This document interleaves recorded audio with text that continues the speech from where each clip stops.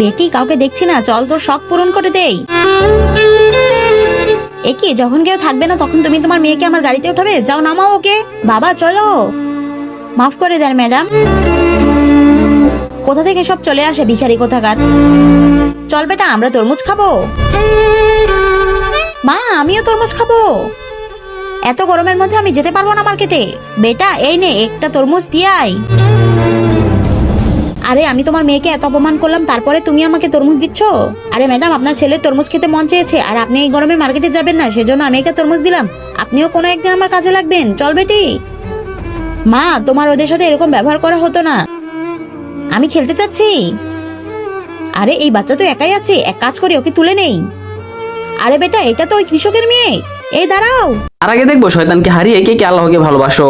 যারা আল্লাহকে ভালোবাসো তারা ভিডিওটিতে লাইক করে চ্যানেলটি সাবস্ক্রাইব করে দাও, আর যারা শয়তানকে ভালোবাসো তাদের লাইক সাবস্ক্রাইব করার দরকার নেই, আর কমেন্টে আল্লাহু আকবার লিখে যাও। ছাড় বাচ্চাকে ছাড়। ভাই সাহেব এই নেন আপনার বাচ্চা, ওকে একটা তান্ত্রিক নিয়ে যাচ্ছিল। ম্যাডাম আমি বলেছিলাম না আপনিও আমার একদিন কাজে লাগবেন।